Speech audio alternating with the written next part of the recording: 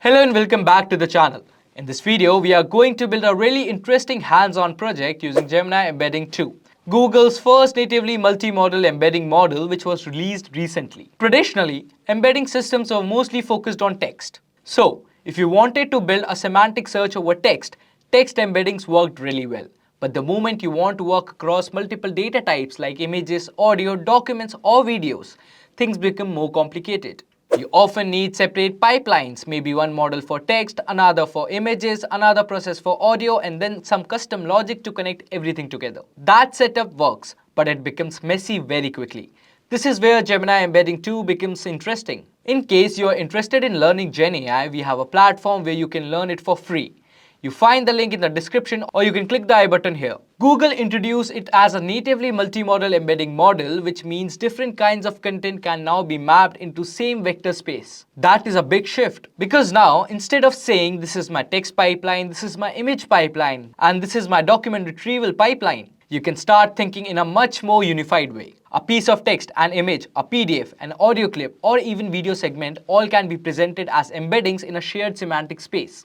And once that happens, that kind of system you build becomes much more powerful. For example, you could search images using text, retrieve a document from a screenshot, match audio directly without transcripts, build multimodal RAG systems, or search across mixed enterprise data where information exists in many different formats. So this model is not just about embeddings getting better, it's about embeddings becoming more general purpose across modalities. Now, let's quickly talk about what this model supports. Gemini Embedding 2 works across multiple modalities including text, images, videos, audios, and PDF documents. It also supports interleaved multimodal inputs, which means you can combine things like image plus text in one request.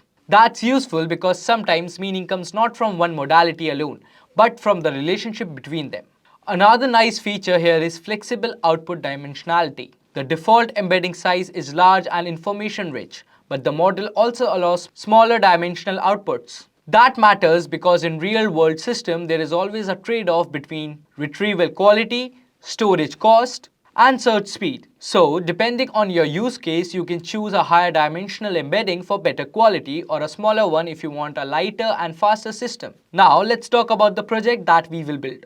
We will be building an image matching system. So, the idea is simple. We will have a small data set of images belonging to different people, and then given a new query image, our system will figure out which person that query image matches the best. Now, what makes this exciting is that we are not going to train a CNN from scratch. We are not going to fine-tune a classification model, and we are not even going to create a heavy computer vision pipeline. Instead, we will use Gemini Embedding 2 as semantic feature extractor. Generate embeddings for images, compare them using Cosine Similarity, and use that to retrieve the closest matches. And while the project itself is image-based, it can also give us glimpse into something much bigger.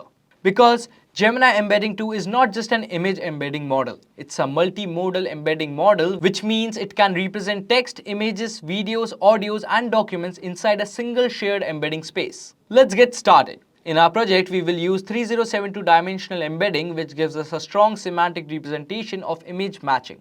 Before jumping into the hands-on, let's now understand the project we are going to build. Inside the dataset directory, I have separate folders for different people. Let's now understand the project we are going to build. Inside the dataset directory, I have separate folders for different people. So the structure looks something like this. One folder for Nitika, one folder for Janvi, and one folder for Vasu. And each folder contains multiple images of that person. Our objective is simple. We want to read all images from the dataset, generate an embedding for every image using Gemini Embedding 2, store those embeddings locally, take a new query image, generate its embedding, compare it against all the store embeddings using Cosine Similarity, and retrieve the top matches, and then predict which person the image belongs to. So conceptually, this is a retrieval problem first and then a lightweight classification layer on the top. It shows that with modern embeddings, you can build something meaningful without building a full deep learning training pipeline from scratch. No model training, no complicated feature engineering, no annotation heavy process. Embedding model does the heavy lifting for us. So, the first step is loading the API key and creating the Gemini client. So in the notebook, I have loaded the API key from the environment file and initialized the client. This is the basic setup that allows us to call Gemini Embedding 2 from Python. Once that is ready, we can start sending data to the model. And next we have done some configurations like giving the dataset directory path, giving the model name which is Gemini Embedding 2 preview, using the embedding dimension 3072 and giving the part of the cache file so that we don't have to create embeddings again and again until we change the dataset. And next we will initialize the Gemini client.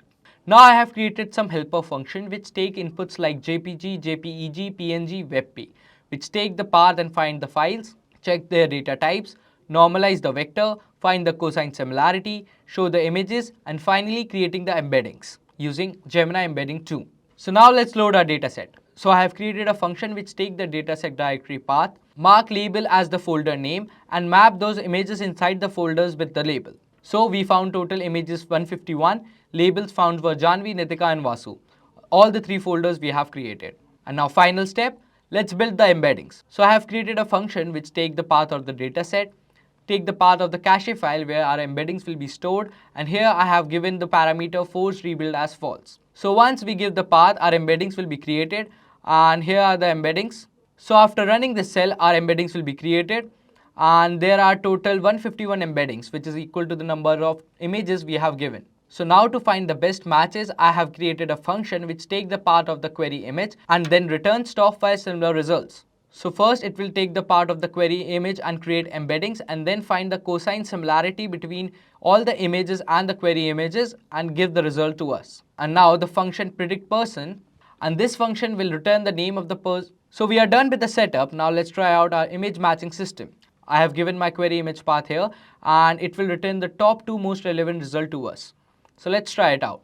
So here's the query image, and this image was not present in our data set, and the results are rank 1 Vasu, score is 0.8, which is correct because both of them are the same person, and the next image rank 2 is also correct. Now let's try out on similar images of two different people. So I will provide a query image which is kind of similar to the image which is present in our dataset, and it will return the top 6 relevant images. So here's the image of Janvi, and in the first rank we got this one, which is the same image, which is 100% match. But if you look at the image at rank 2, it's of Nitika and the image given was of Janvi. But we got a high score because the pose was same and both share same facial features. At rank 3, we got another image of Nitika with the same pose. But if you see at rank 4 and rank 5, we got the images of Janvi again. So this system is not perfect yet, but in the future with few developments, we can make it more better. And that's it for this video. I hope this gave you a clear understanding of how Gemini Embedding 2 works in practice and how you can use it to build a real image matching project. If you found this helpful, do share your thoughts, and if you want, you can extend this exact notebook into a larger multimodal retrieval system. In the next version of this project, you could even connect it to a vector database, add threshold-based unknown detection, or bring in text and document matching as well. Thanks for watching, and I'll see you in the next video.